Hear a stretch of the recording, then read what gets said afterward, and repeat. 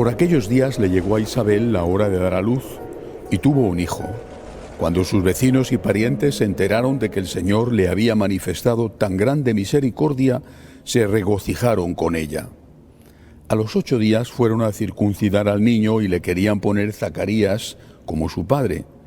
Pero la madre se opuso, diciéndoles: no, su nombre será Juan. Ellos le decían: pero si ninguno de tus parientes se llama así. Entonces le preguntaron por señas al padre cómo quería que se llamara el niño. Él pidió una tablilla y escribió: Juan es su nombre. Todos se quedaron extrañados. En ese momento a Zacarías se le soltó la lengua, recobró el habla y empezó a bendecir a Dios. Un sentimiento de temor se apoderó de los vecinos y en toda la región montañosa de Judea se comentaba este suceso. Cuantos se enteraban de ello se preguntaban impresionados: ¿qué va a ser de este niño? Esto lo decían porque realmente la mano de Dios estaba con él. El niño se iba desarrollando físicamente y su espíritu se iba fortaleciendo y vivió en el desierto hasta el día en que se dio a conocer al pueblo de Israel. Palabra del Señor. Hoy celebramos la fiesta de la Natividad de San Juan Bautista, aquel que ya preparó el camino del Señor desde el seno de su mamá, Santa Isabel, cuando, estando su mamá ya en una gestación avanzada, recibió en su casa en Incaren a la Santísima Virgen que acababa de quedarse embarazada.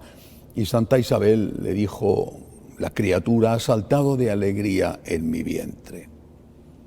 Para mí San Juan es, sin duda, ejemplo de muchas cosas, pero de forma especial es ejemplo de humildad. Una humildad que consiste en trabajar, pero en atribuirle todo el mérito a Dios nuestro Señor. Se trabaja por Dios, ese es el motivo, pero se trabaja sabiendo que es Dios el que obra en nosotros. Claro que nuestra colaboración es necesaria, no somos unos meros pinceles que usa el pintor para pintar maravillosos cuadros. Los pinceles son cosas, nosotros somos personas. Nuestro Señor ha querido contar con nosotros, dándonos entendimiento, dándonos voluntad, dándonos un alma.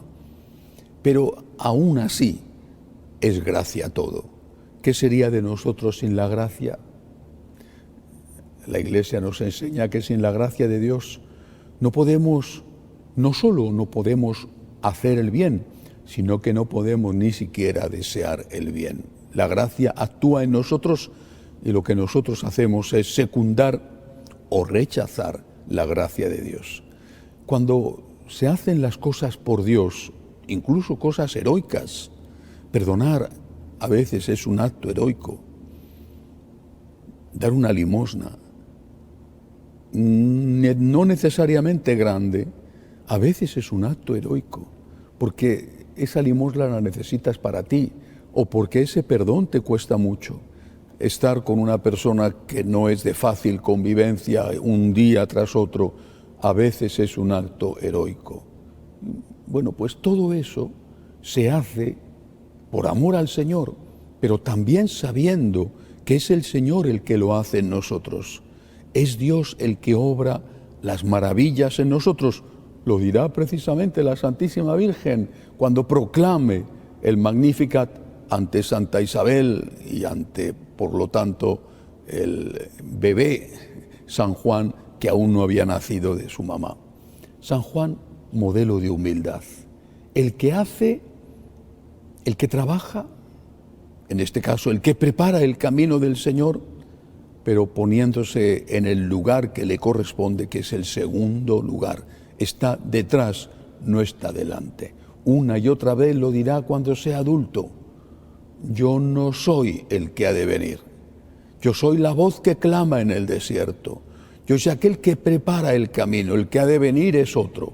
Y eso lo decía cuando estaba en la cumbre de la popularidad e iban a escucharle todos, incluso a escondidas, el propio rey Herodes, que después le mandó matar. Este es el ejemplo de San Juan, la humildad. Pero la humildad no solo consiste en atribuir a Dios el mérito de lo que hacemos, es el Señor quien lo ha hecho, debemos decir, y debemos creérnoslo para decirlo, sino que también la humildad consiste en creer que Dios puede hacerlo. El Señor puede hacer maravillas. Uno de los problemas, quizá el mayor, con que nos encontramos los católicos, no me refiero solo a una parte significativa, importante, muy importante, de la jerarquía, sino a todos los bautizados. Uno de los problemas es que hemos perdido la fe en que Dios puede intervenir, en que Dios puede hacer milagros, en que Dios los ha hecho y los hace. Hemos perdido la fe en que Dios existe, en que es el Todopoderoso y en que es capaz de obrar maravillas por sí solo, sin mediación humana. Hay ejemplos en el Antiguo Testamento, la famosa burra de Balaán que habló, pero no solo a través de los acontecimientos, sino a través de las personas. Cuando el padre de San Juan, Zacarías, fue anunciado por el ángel de que su mujer, Santa Isabel, anciana y estéril, iba a quedar embarazada, él no lo creyó.